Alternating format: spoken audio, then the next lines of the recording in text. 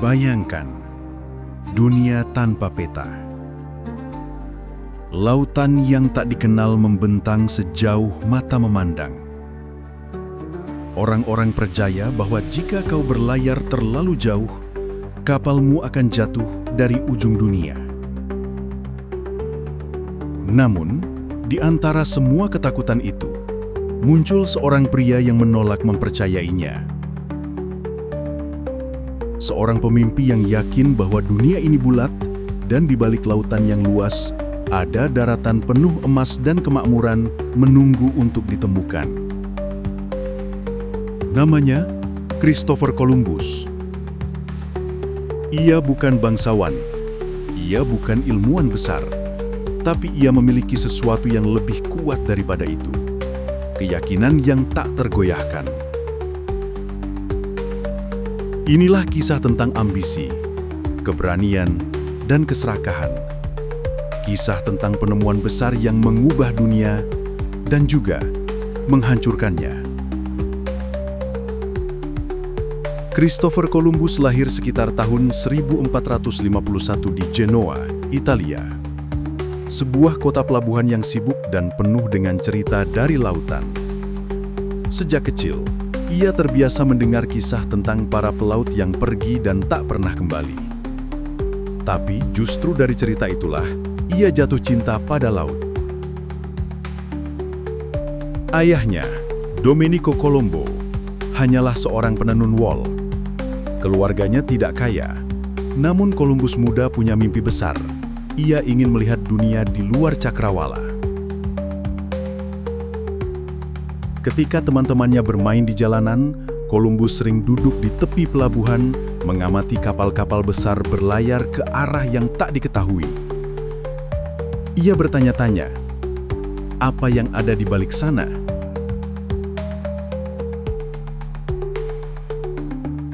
Saat remaja, ia mulai bekerja di kapal dagang. Ia belajar membaca peta, arah bintang, dan angin. Ia juga mempelajari kisah Marco Polo, penjelajah yang pernah mencapai Tiongkok lewat jalur darat. Dari sinilah ide besar itu muncul. Bagaimana jika Asia bisa dicapai dengan berlayar ke barat, bukan ke timur?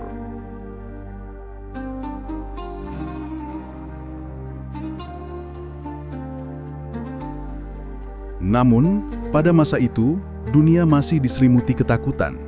Banyak orang percaya bumi datar, dan lautan di barat adalah wilayah terlarang, penuh monster laut, badai abadi, dan jurang tak berujung. Tapi bagi Columbus, rasa ingin tahunya lebih besar daripada rasa takut. Ia yakin bumi bulat, dan jika bumi bulat, maka Asia pasti bisa dijangkau dari arah barat. Ide sederhana, tapi akan mengubah sejarah umat manusia selamanya. Tahun demi tahun, Columbus berusaha meyakinkan para raja di Eropa. Ia datang ke Portugal, menghadap Raja João II dengan membawa peta dan perhitungan jarak. Namun, para ilmuwan kerajaan menertawakannya. Menurut mereka, jarak ke Asia dari barat terlalu jauh. Kapal akan kehabisan bekal sebelum sampai. Tak menyerah, Columbus mencoba peruntungannya ke Inggris dan Prancis. Namun lagi-lagi, pintu tertutup.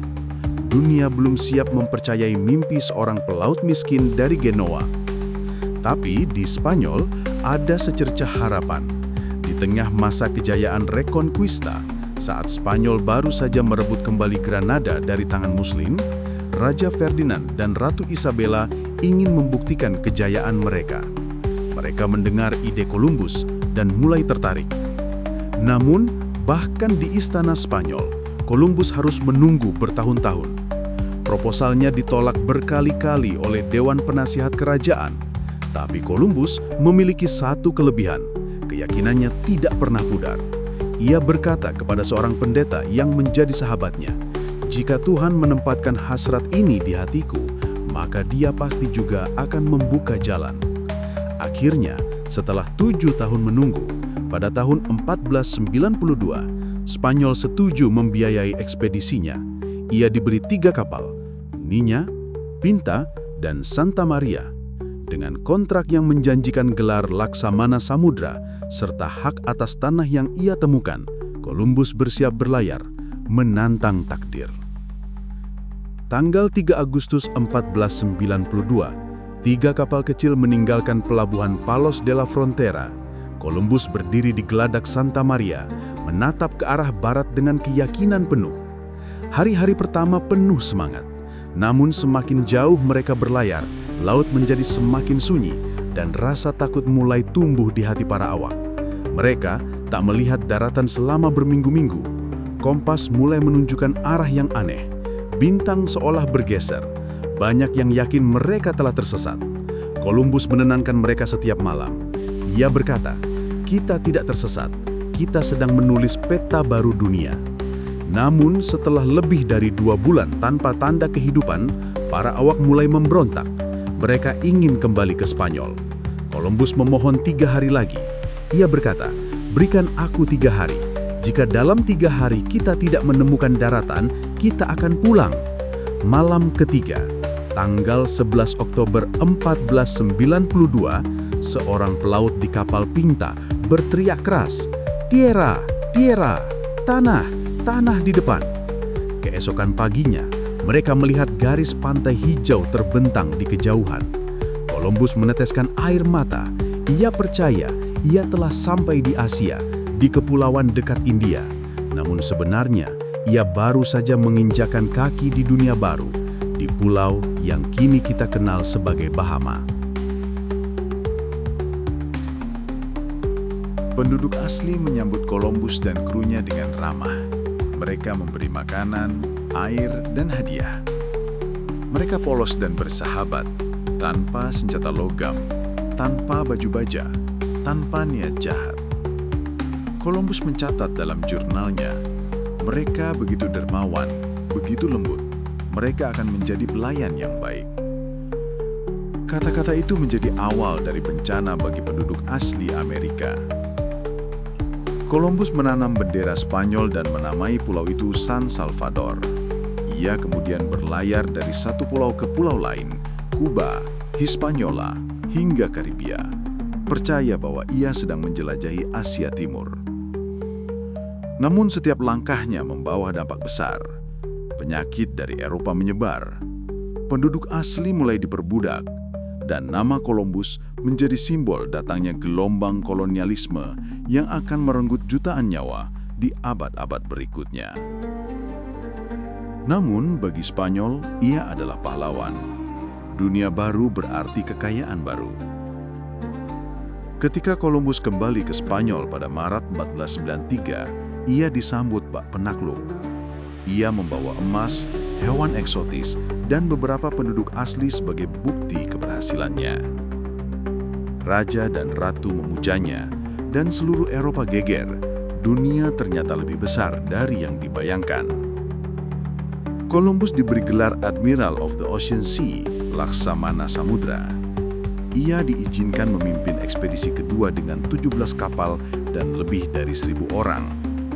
Tapi ambisi besar mulai menelan dirinya.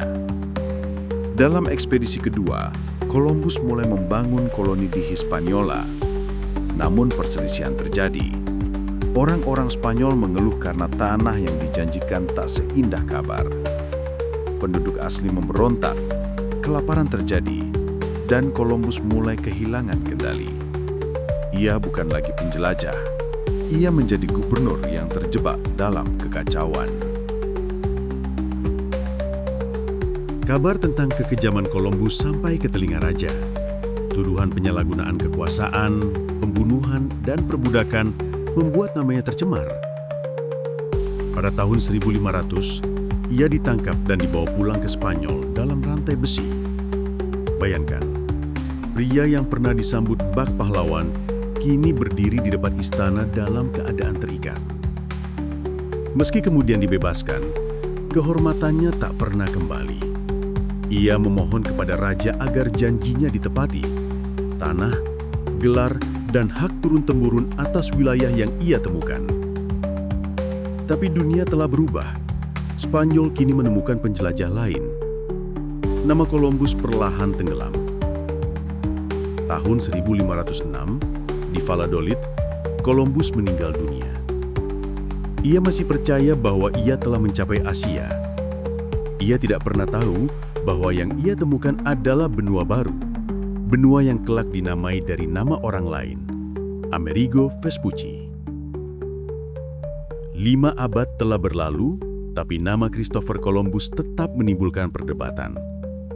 Bagi sebagian orang, ia adalah simbol keberanian, pelaut yang mengubah peta dunia. Bagi yang lain, ia adalah awal dari penjajahan dan genosida terhadap penduduk asli Amerika. Sejarah tidak pernah hitam atau putih. Columbus memang membuka jalur baru, tapi ia juga membuka gerbang penderitaan yang panjang. Namun, tak bisa disangkal, dunia modern lahir dari pelayaran itu. Dunia yang terhubung, berdagang, berperang dan belajar satu sama lain. Dunia yang ia bantu bentuk dengan layar dan keyakinannya. Dan semuanya dimulai dari seorang anak penenun dari Genoa yang berani menantang batas dunia. Inilah kisah Christopher Columbus, sang penjelajah yang menemukan dunia baru dan membuka babak baru sejarah.